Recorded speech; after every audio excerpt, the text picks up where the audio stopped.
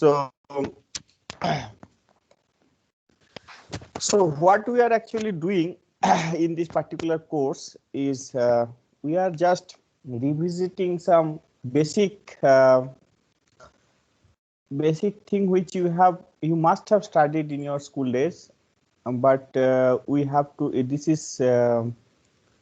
is very important because in future classes we will be studying the effect of force, and for that the knowledge of these things are very much necessary, and that's why we are doing this.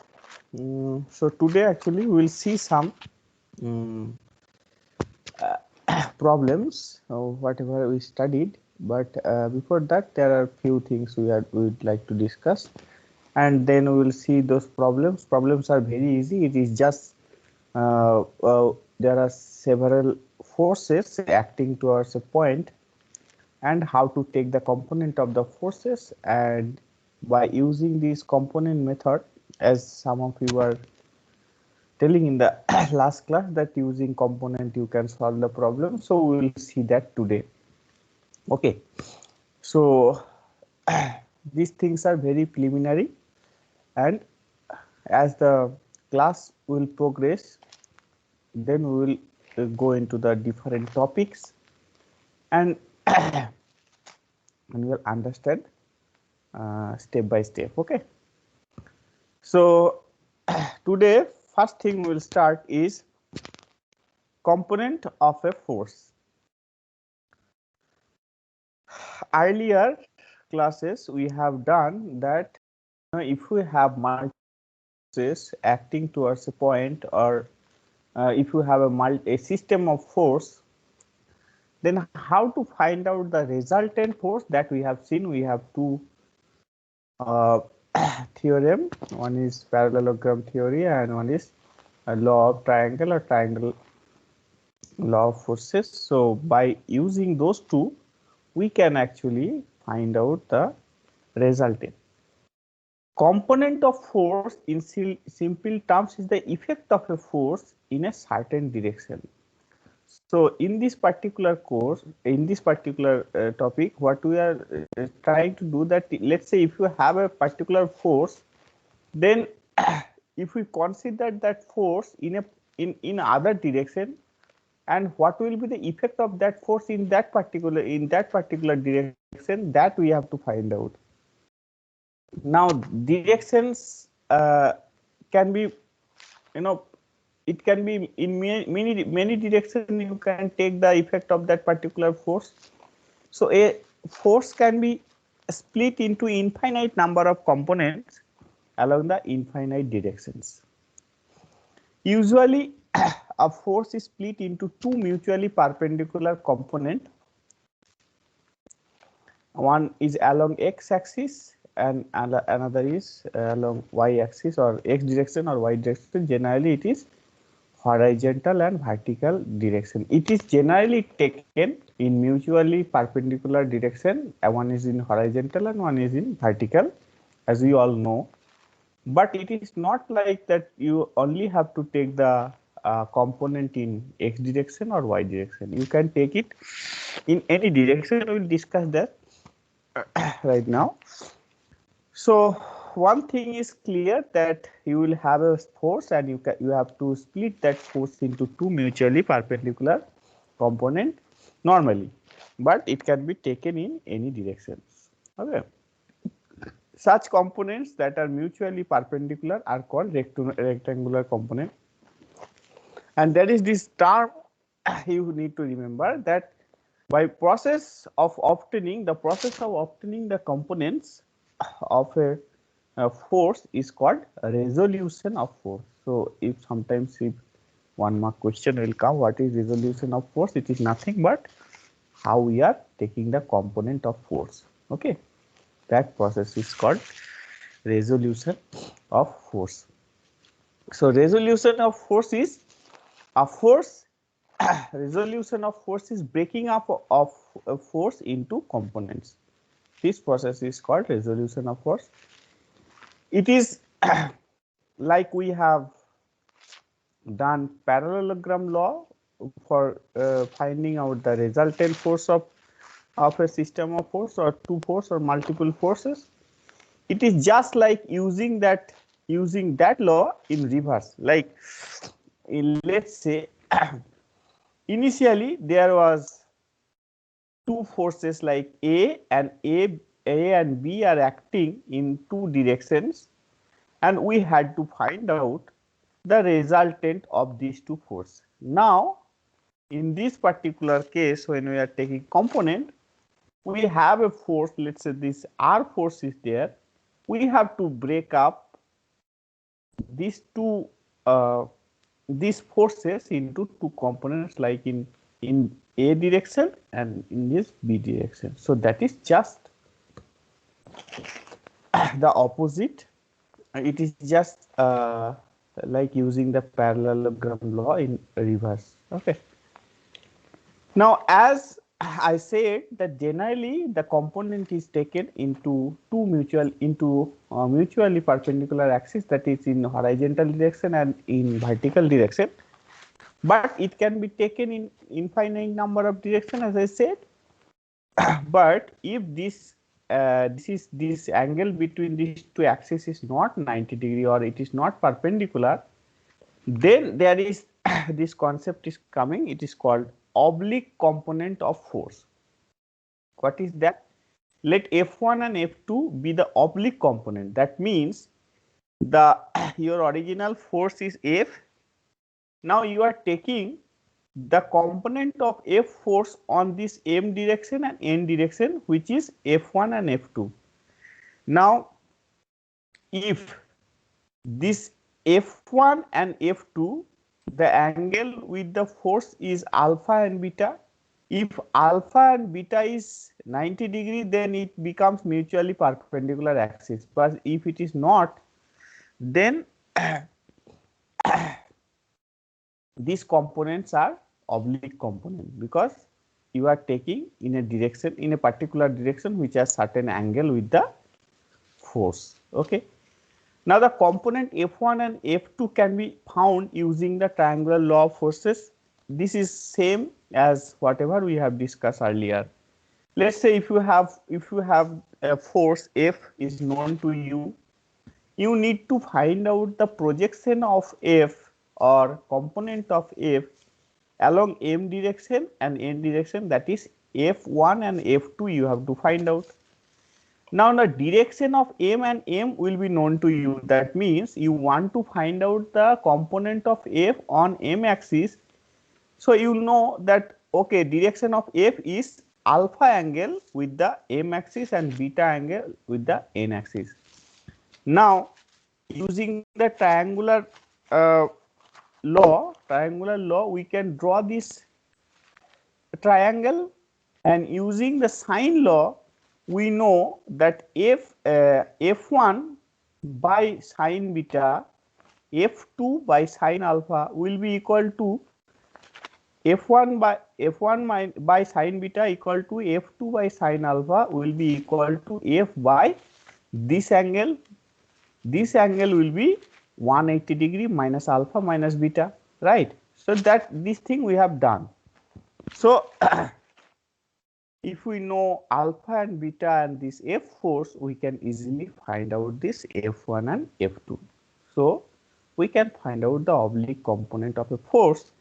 If in which direction we need to know the component, that we know. That means alpha beta, if it is known to you, you can find out the component forces. Okay. Similarly, this is one example you can actually try. Let's say F is 800 pound load is applied in this particular direction, and the angle between A axis is 60 degree and angle between B axis, you have to find out what will be the angle between the force and the B. That is, let's say total angle is 180 degree minus 60 degree minus 45 degree. That angle will be this angle. Now if you have to find out the projection of F onto A and B axis, this axis and this axis. How to find out that? So just now we have done that if your force is F and it is making alpha angle with A axis, beta angle with B axis. So using triangular law, using this sine law, you can actually, so this problem becomes like this. You know this angle, you know this angle, and you know this force 800. So you can actually find out this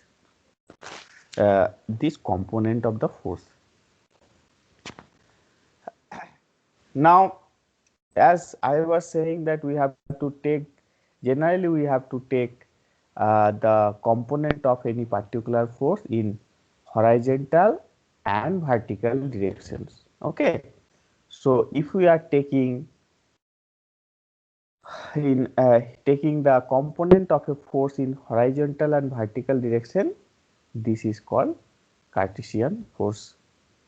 Cartesian component we will take, Cartesian coordinate we will take, that is x-axis and y-axis system. Okay, Cartesian coordinate system. So these things is, you know that ABC is three sides of a triangle, and theta is the angle. So sine theta, cos theta, tan theta, you know. Then if you know this F is the force. So component in horizontal direction, if theta is the angle with the horizontal axis, then horizontal component will be F cos theta and vertical component will be F sin theta. This is very basic, but we have to use this when we will be solving problems. Now, we know before we see some problems, we need to know the sign convention. It is nothing. It is just like whatever we have done earlier. It is if your force is acting in positive x-axis direction, that force will be taken as positive component. If it is acting in positive y-axis direction, okay, so if it is acting upward, that will be positive in positive y direction. If it is acting downward, then that component will be taken as negative. If it is acting towards the positive x-axis direction, then the force component will be taken positive. If it is acting against the positive, well, it is acting along the negative x-axis, then it will be taken negative. Okay, this will be clear when we will be seeing the problem. The adjacent diagram gives the sign convention for a force component, that is force component that is directed along positive x direction, that are taken positive for summation along x direction. Okay, also the component that are directed along positive y directions are taken as positive summation along y direction. Let's say this is one example. First I will discuss this, then we will see the examples, problems. So let's say this is the screw, which is there are three forces applied here. You can see 300 Newton, 400 Newton, and 250 Newton. The slope is given here. Okay.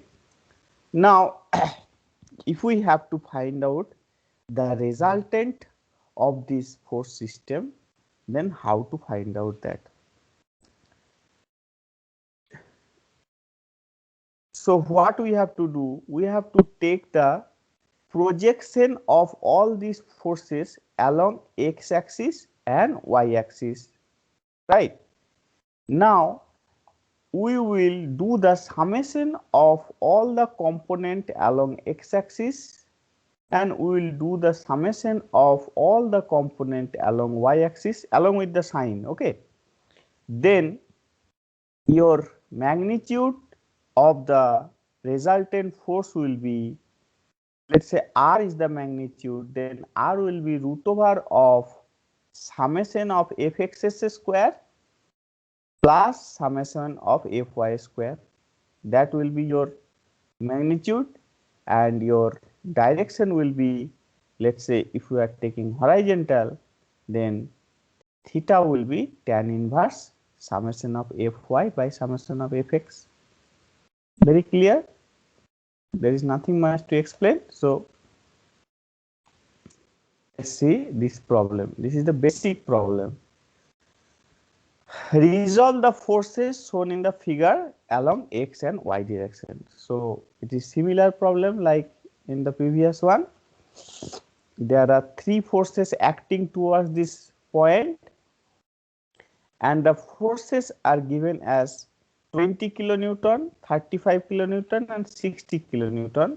So it is not asking you to find out the resultant force, which you can easily find out, but this is the first problem which it is asking you to resolve it into components. Okay, so how to do that? So you have to see that whether which sign is coming. So for this type of problem, I recommend you that always prepare a table so that it will be easy for you to organize this thing. So we are dividing this particular forces into components. So this angle is 25 degree. So this angle will be 90 minus 25, that is 65 degree. So if we divide this 20 kilonewton force, so along x axis the component will be 20 cos 65, along y axis that will be 20 sin 65. Now this 20 kilonewton force is acting towards this point. So you see the direction of x component is opposite to the positive x axis. So this will be taken as negative. Also, the direction of the vertical component of 20 kilonewton is acting downward. So this will also be taken as negative. The next force is 35 kilonewton, which is acting in the negative direction of x axis, and as it is along the x axis, so there will be no vertical component. Correct? The third force is 60 kilonewton and the slope is given. So you can find out the angle with the horizontal, that is 33.7 kilonewton, and you can divide it into two components, that is 60 cos 33 degree 33.7 and 60 sin 33.7. Here the x component is acting in the negative direction, so this will be taken as negative, and the y component is upward, so this will be taken as positive. So as I said, you have to prepare this type of table. So for 30 kilonewton force, only there will be x component but negative sign, because it is against the it is along the negative x axis. 20 kilonewton, both are minus, so 20 cos 65, 20 sin 65. 60 kilonewton is minus 60 cos 33.7 and plus 60 sin 33.7, because this is upward direction. So that's how you have to break each forces into components. Now if we have to find out the to take the to find out the value of r and theta. Okay, so this is very easy problem. Is it clear, everyone? So we'll see one more problem like this. Sir, Tell me. sir, how to find the values of that cos 33.7? This is perpendicular is 2 and base is 3, then can't you find out this theta? You know the base, you know the perpendicular, you can find out the theta. That that one is given in cos. 25, 65. That was how to 65. That this 65. angle with the vertical is given 25, so angle with the horizontal will be 90 minus 25. So he is asking about the values of angles. How to find sine theta, sine 65, cos 65. Calculator. Calculator. Nice question. Use sine table. Try that.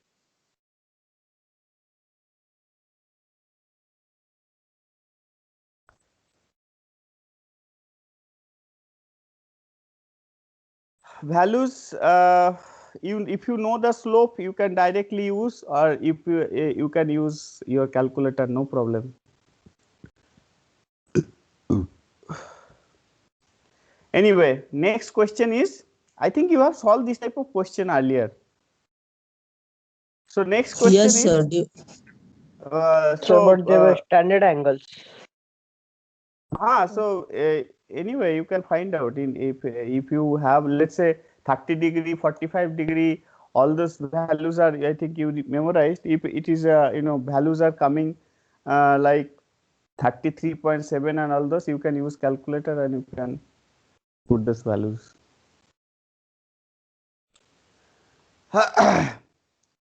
Next question is, resolve the forces shown in the figure. XY, in XY direction, it is the same. Only thing, my point is there that, if there are multiple forces, you have to very careful about the signs. So here also, let's say, and also if the angles are given with the vertical axis, so my recommendation is you should always consider the angle. It can be solved using, I know it can be solved using any. You can take the component, you can take the angle from vertical axis also, you can take the component, and that you can also solve. But it's better always follow a procedure that you find out the angle with the horizontal, then it is possible. For this particular problem, there are 1, 2, 3, 4, 5 forces are given, and out of which one force is acting along the positive y-axis and one force is acting along the negative x-axis. Other forces are given. Okay. So this can be splitted into horizontal and vertical axes components, and that you have to find out you have to put it in a tabular form. Like for 100, the x component will be 0, y component will be plus 105, 75 kilonewton only x component will be there, but this will be minus because it is acting negative x direction. 15 kilonewton force is there, where it is it has angle with the horizontal is 15 degree, so 15 cos 55 and 15 sin 55. Okay. 45 degree also, 45 kilonewton force is also there, so there this both component will be negative, and 60 kilonewton the x axis, x component is positive and y component is negative. Okay. Now this is how you have to actually find out the components. Now we have to, now there is this type of question is there, it is the same question, but you have to find out the resultant force. Okay. Resultant force, I told you that if first you will divide this into components, then you have to find out the magnitude or magnitude and the direction of the resultant force. So it will be the same table you have obtained. Now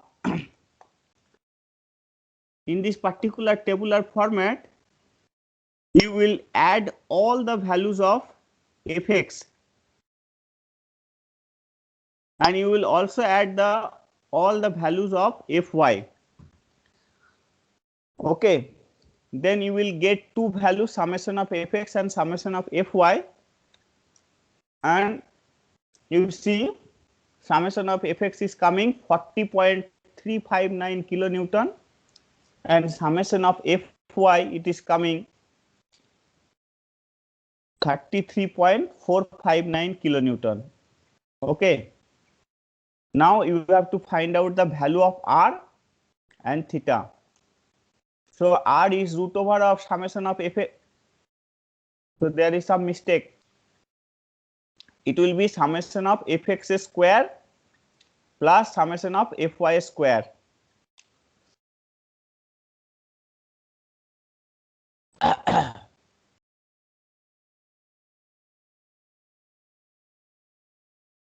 This will be square. Okay. So if you put the values, then you will get the answer as 52.42 kilonewton, and tan theta will be summation of fy by fx. Okay. So if you put the values of fy and fx, you can get the value of theta.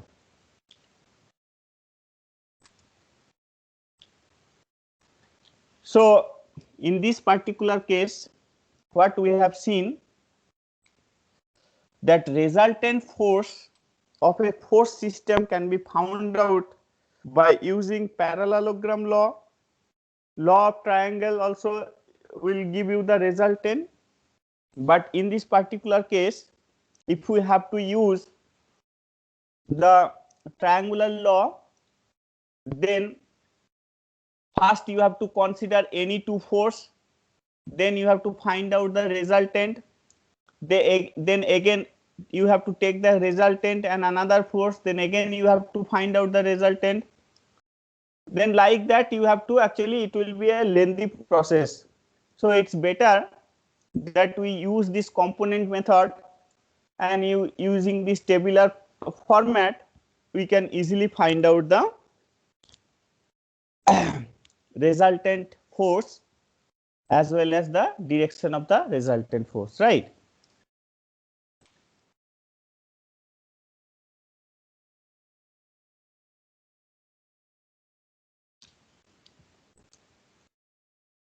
Is the similar type of question is given. Obtain the resultant of the concurrent coplanar forces acting as shown in the figure.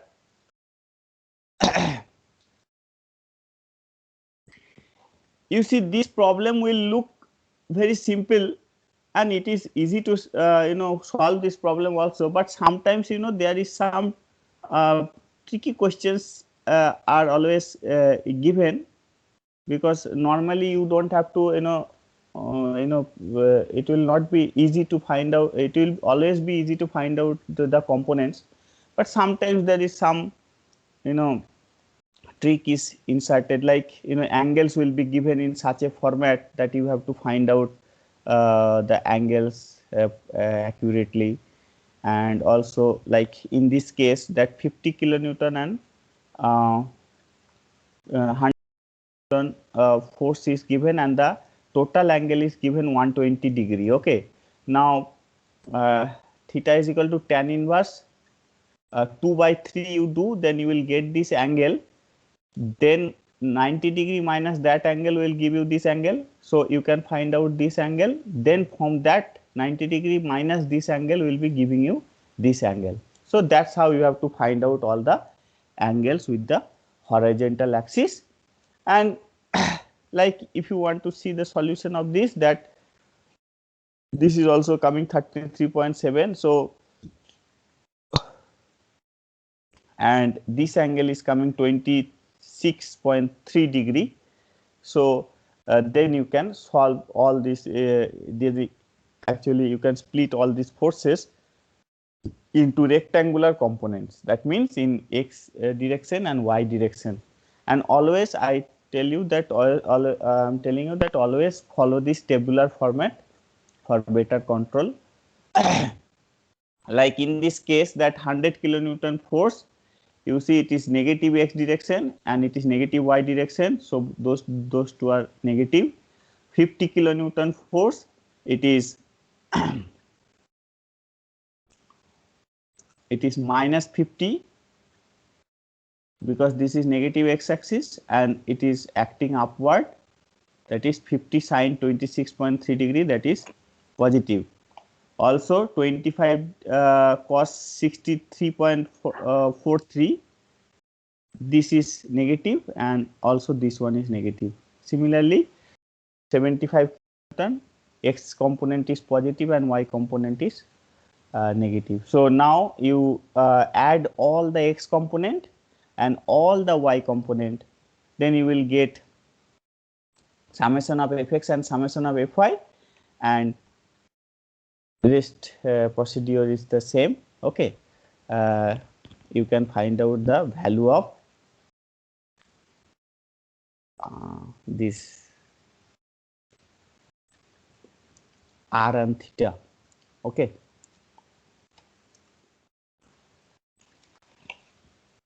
Okay, sometimes there is you see this language of this particular problem, which is not like whatever we have solved in earlier case. It is written as a system of concurrent coplanar forces has 5 forces, of which only 4 forces are shown in the figure. You can see there are 4 forces: 50 kilonewton, 120 kilonewton, 200 newton, 120 newton, 200 newton, and 150 newton. So these 4 forces are shown. If the resultant of the force, if the resultant is a force of magnitude r is equal to 250 newton acting rightward along the horizontal, find the unknown fifth forces. So in this case, what is given is that one of the original force is missing and the resultant force is given. So answer is given. I mean, if a resultant force is given, so you have to find out one of the original forces. So how to proceed with this type of problem? Anybody can tell me? First One, only one. Anyone? Finding Sir, component finding component along x direction and equating it with the resultant. Yes, simple. So let's say first we have to consider a particular resultant force R is acting 250 Newton along the x-axis. Then let's say we will assume that there is this unknown force is acting along this F5. You see, this is the unknown force you are taking, which is acting alpha angle with the horizontal axis or x-axis. So now you have 5 forces and you know the resultant. So considering this F5, you form the table again. Okay, like this. So all these four forces, four forces. So you can divide this 50 Newton, 200 Newton, 150 Newton, and 120 is acting vertically downward. So it will be negative Fy. Okay. So this, along with that, you consider this F5 force, and its horizontal component will be F5 cos alpha, a positive direction, and also its vertical component will be F5 sin alpha. So you consider that and put into a tabular format, like here F5 cos alpha positive and F5 sin alpha positive, and other components you can actually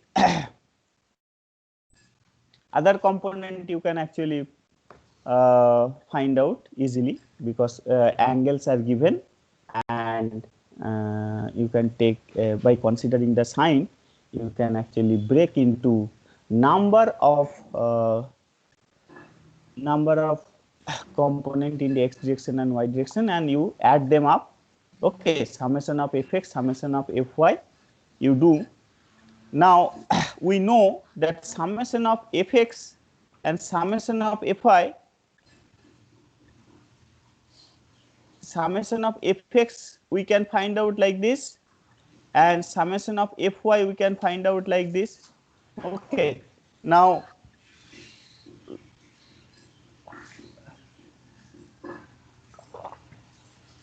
R is equal to root over of fx square and fy square. Using that, you can actually find out the value of alpha and tan alpha is equal to summation of fy by summation of fx. So from here actually you can the value of alpha and this f5, two equations, two unknowns, so you can easily solve. Right, please mute who is actually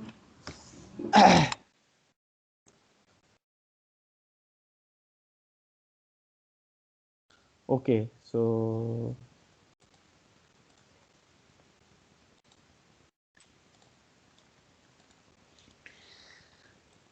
this is some preliminary thing I wanted to discuss about the forces. So next class onward, oh, we have time. We have completed before the time. Anyway, so so today's class we have discussed about the component of forces, which we have also component of forces, and using that component of forces or resolution of forces, using that how to find out the resultant force, that also we have seen. Now in all the engineering problems, when we will be solving the problems on equilibrium, or let's say when will be there there will be problems on truss. As anybody has any idea about truss, what is a truss is? Like you have No, sir. you have seen metallic bridge, steel bridges. So those are the example of steel trusses. Huh? So sometimes we have to find out the member forces of truss. We'll see, look into that. So in all those problems, actually, whenever we have to find out any forces, or ultimately we have to study what will be the effect of that particular force. So all those cases we always need these concept of how to break into the how to break or how to split the forces into components, and using although we are actually trying to find out the result, but if it is not a concurrent force, then what will happen? Okay, so all these things we will discuss in the upcoming classes, but these are very basics, and it is it is, although it is very basic, but this is very important for future topics. Okay, so I think this with this I will stop today. I'll let you go little early today, and from next class I think tomorrow there is a class. Tomorrow at 3:15, second half, we have a class. It's a tutorial class, but as I am taking the online classes, so it will be I will be solving problems in regular classes as well